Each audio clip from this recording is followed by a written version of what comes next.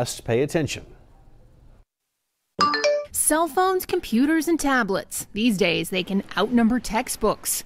Principal Keith Griffin sees the pros and cons firsthand. There need to be guidelines, structure, communication, conversation. Common Sense Media reports nearly 90% of teens have smartphones, and many say that social media made them feel excluded, lonely, or bad about themselves at times. We don't get a break from social media. Dr. Joseph Osterman advises parents to monitor children's offline behavior as well as their online activity for indications they've experienced something negative on social media. You may have a bad couple of days and not feel well as a teenager, but you should bounce back. And it's really when it becomes sustained, when there's weeks where you're just seeing irritable and down and socially isolating. Including cyberbullying. Bark, a service that monitors kids' texts, emails, and websites for parents, found more than 60% of tweens and 70% of teens experience it. Children are becoming introduced to these digital dangers much earlier than you would think. At Principal Griffin's middle school, students get their own Chromebook to use during the day, but rules are in place and their use is monitored. He suggests parents take a similar approach. Treat it like you're training them to drive a car.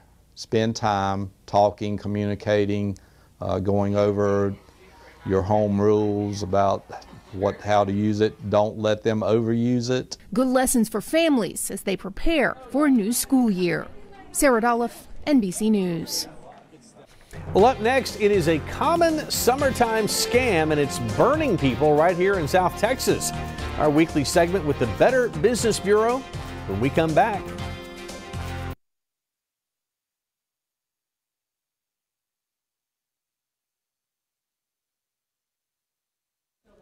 Mr. Mack.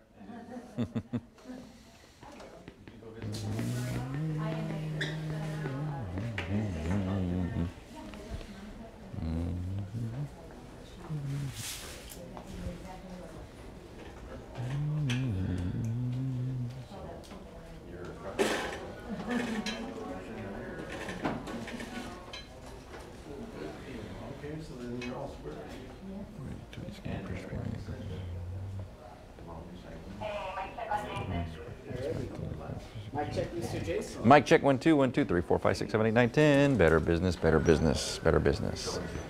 B B B B B.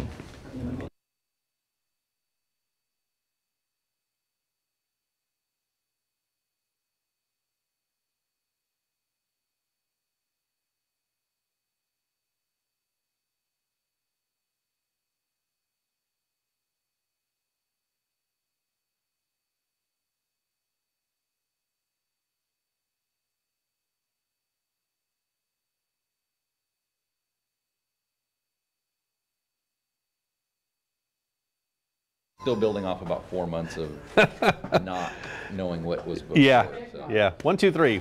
I can hear you. Yeah.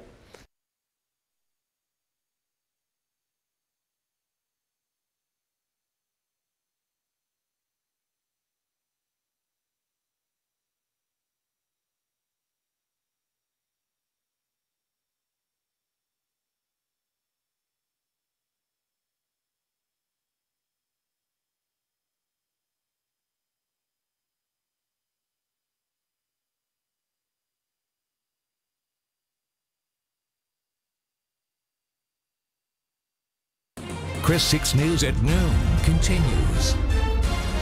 Well, it has been a hot summer here in South Texas, so you probably wouldn't be surprised to hear from your utility company.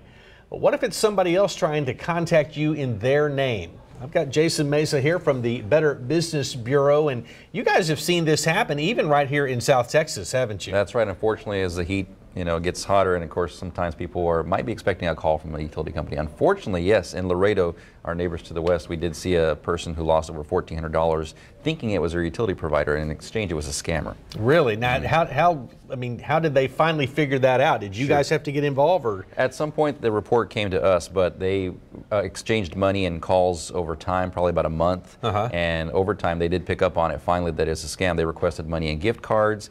They wanted to ensure that there was no traceable means of the money going back and forth. So yeah, it did get to our office. We did find out and confirm with the energy company it wasn't them. So the man is out of his money. But again, we're trying to get the word out again to just in case you get a call from a utility company, we have some tips to avoid those scams. Well, and it's not just people who call. I mean, sometimes people have come through our neighborhood and knocked on the door. Exactly. And said, hey, we want to talk to you about your energy rates here. It's easy to fall prey to a scammer that looks like an authority, or they might have a vest, and you just really don't question a whole lot if you let them in the house and they say there's a problem. So yeah, just some extra tips to give you just to avoid those. Well, let's talk about some of these things that you've mentioned. The first one here is you say resist that payment pressure. If somebody's saying pay now, run. It's usually an immediate ask. Yeah. They won't let you get off the phone to research it. They won't let you ask questions. They need it now. And again, they're pretty much twisting your arm saying we'll cut the electricity off if you don't make the payment. So always that should be the first red flag. Walk away, dial another day here. Okay, call customer service. What are we talking about here? Best thing to get that statement out.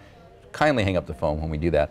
Get your statement out, look online, find the official phone number for your provider, start the process. Feel a little better beginning that process yourself, talking to somebody in customer service and getting the real deal if you do owe money or not. And that helps you to know that you're really talking to a legitimate person, like you say. And then guard your home. And I'm guessing by this, you're telling me I need to stand at the door with my arms out. You're supposed to be doing that already, Mike. Yeah. But in the event that you did make an appointment for a utility checkup, or you're not expecting anybody, don't open the door and don't let them in your house.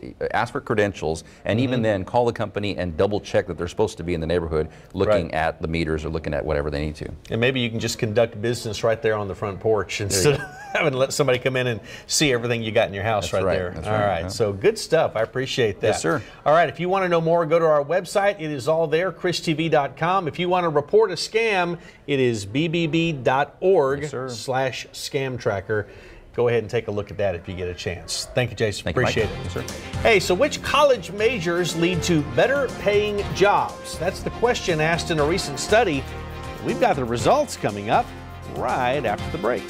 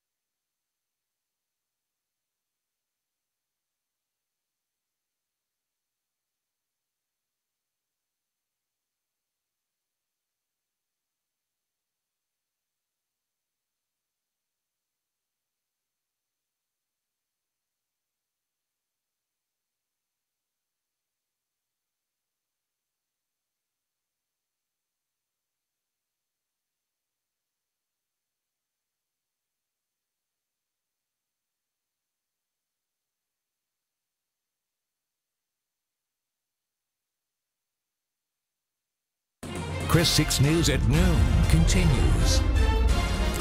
Well, first-time college students wondering what to major in may be interested in the results of a recent study. It looked at which college majors lead to the most jobs. Now, see if any of this surprises you. When it comes to career paths, not all college majors are created equal. Bankrate is out with its annual report showing the most and least valuable majors.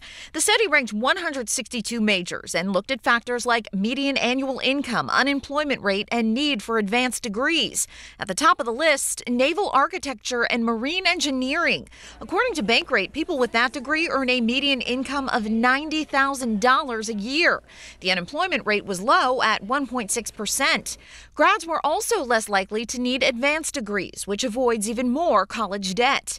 Overall, science, technology, engineering, and math degrees dominated the top of the list. Nuclear engineering came in second, followed by pharmaceutical sciences and administration, genetics, and electrical engineering. The least valuable majors were all arts degrees. That included fine arts, linguistics, drama, and theater. People with a drama and theater arts degree earned a median income of less than $36,000 a year. They also faced an unemployment rate over 5%. And according to the survey, 26% of these grads said they invested in a higher degree. So choose wisely. For Consumer Watch, I'm Karen Kafa. Hey, we'll be right back with another look at the forecast.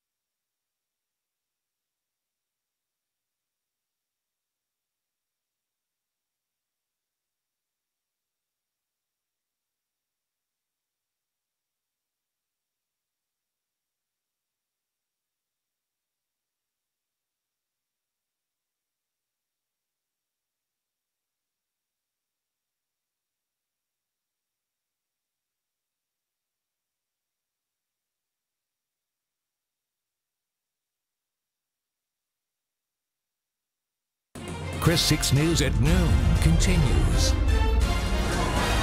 Well, it is a steamy afternoon again in the coastal band. You're looking live from our shoreline camera, and you can see plenty of sunshine. The humidity is high, and we're looking at dangerous heat again for this afternoon. In fact, we're already seeing heat indices up to 110. Temperatures right now, it's 95 already in Corpus Christi. That temperature soaring in Robstown to 94, 98 at Alice. Breezes are picking up out there, and we will have a pretty hot afternoon as we do hit 100 to 105 inland today. There are your forecast high temperatures, 103 at Alice, Beeville hitting 102 today, 99 Robstown and 98 Corpus. And at the beaches, winds continuing to pick up and 90 degrees this afternoon. As we look ahead to our NEC Co-op 7-day forecast, you can see there is a little relief in the forecast. Temperatures start to come back down to near normal by the weekend, and there'll also be some rain chances increasing as we go through the Labor Day weekend from a tropical wave. I'll have more coming up in a little bit. Mike? All right, thank you, Sharon. And before we end this first half hour, let's recap some of our top stories. Traffic flowing a bit smoother today near the new School of Science and Technology. Police were out there after a huge traffic clog at the school's only entrance. The public invited to a community meeting at Fajitaville tonight at 6 to discuss the future of North Beach, and the LaPan Street Bridge is going away. It's going to be torn down because of work on the new Harbor Bridge. For our KZTV viewers, thanks for joining us today. If you're watching us on KRIS, stick around. We've got more news and weather coming up right after this.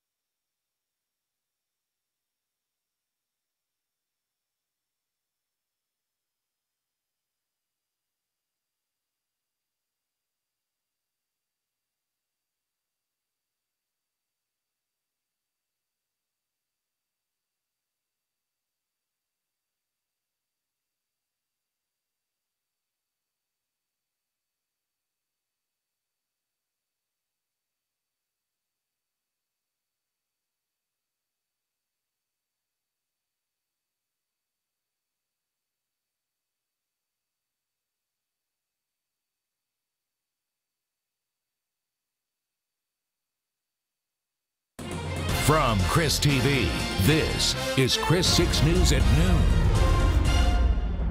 Welcome back. The Nueces County Sheriff's Department has unveiled a new set of wheels they're hoping will catch your attention. It's a recruiting van. The sheriff is using it to attract more jailers. The McKenzie Annex on North Padre Island Drive is adding 2 more dorms, so more correctional officers will be needed there. Jailers are also needed for the county jail. We're about 24 short, and when you're 24 short out of 180 staff positions, that creates a challenge. It creates a challenge for the management team, and it creates a challenge for the correctional officers that are working the floor. Now, if you're interested in applying, the contact information is on the recruiting van. We also have that info on our website, christv.com. One of the region's top employers is also currently hiring. The Corpus Christi Army Depot is holding a hiring event at the Sunrise Career Center today for veterans only until 3 p.m. Now, that's at Sunrise Mall. Tomorrow, the hiring event is open to the public. It opens up at 9 in the morning and will go until 3 in the afternoon. CCAD needs mechanical engineers in addition to other positions that they have available.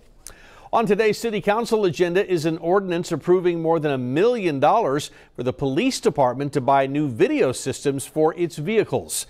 That's just one of the items. Chris 6 News reporter Greg Chandler is watching today. Mike, the police department wants to buy 180 video systems at a price tag of about $1.5 million. These new systems will replace the dashcam systems already in CCPD vehicles, which have been used since 2012. And according to CCPD, those outdated systems are failing. But will new technology mean more dashcam video releases from the department? That's one of the questions I'm asking CCPD. We'll have more coming up this evening on Chris 6 News.